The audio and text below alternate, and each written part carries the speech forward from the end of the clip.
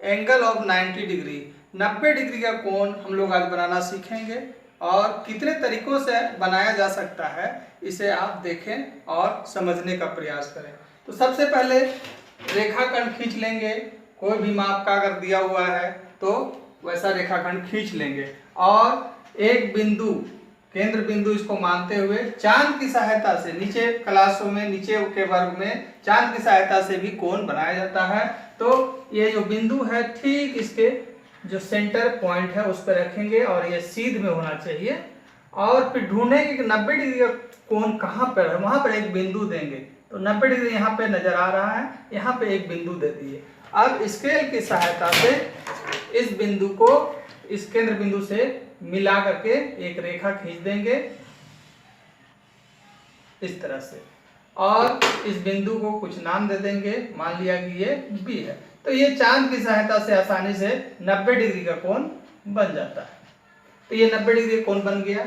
अब फिर चांद की सहायता से बन गया, अब दूसरे ढंग से कैसे बनाएंगे आइए उसे भी हम लोग सीखते हैं।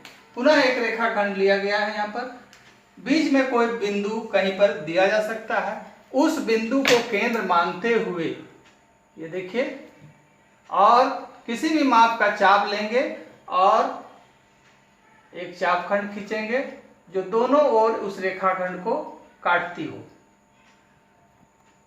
तो ये हमने खींच लिया। अब ये एक बिंदु है और एक ये बिंदु है, उस बिंदु का भी कुछ हम लोग नाम दे देंगे ए और बी। तो हमने ये दे दिया। अब ए को केंद्र मानकर और बी को केंद्र मानकर पुनः आधे से ज्यादा, इस चाप के आधे से ज्यादा माप का पुनः दो चाप खींचेंगे इस तरह से। अब बी को केंद्र मान करके तो ए कट रहा है, प्रतिच्छेद कर रहा है, उस बिंदु को कुछ नाम देंगे हम लोग सी। पुनः स्केल की सहायता से सी को ओ से ज्वाइन कर देंगे, मिला देंगे। तो देखते हैं कि यह 90 डिग्री का कोण इस तरह से भी बन गया। फिर एक तरीका होता है, उस तरीका से भी हम लोग 90 डिग्री का कोण बनाना सीखेंगे। आइए देखते हैं। तो एक रेखाखंड पुनः ये लिया गया है, ओ को केंद्र मानकर एक किसी भी माप का चाप बनाएंगे इस तरह से।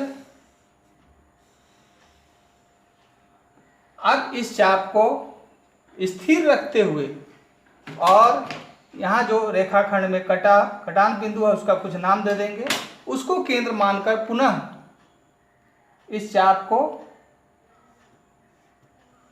काटेंगे और जहां पे कटा फिर वहां उसको केंद्र मानते हुए पुनः इधर काटेंगे। ये कट रहा है, इसका भी कुछ हम नाम दे सकते हैं y और z।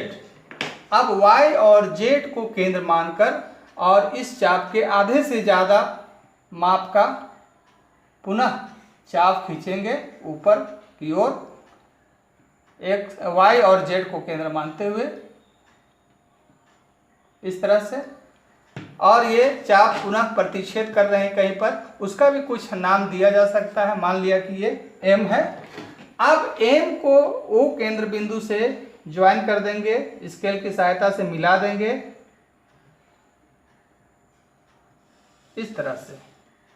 तो ये अलग ढंग से भी बना ये 90 डिग्री का कोण, और 90 डिग्री का कोण को समकोण कहते हैं। तो ये तीन तरीके से हमने ये 90 डिग्री का कोण बनाया। उम्मीद है कि आप समझ गए होंगे, अच्छे ढंग से समझ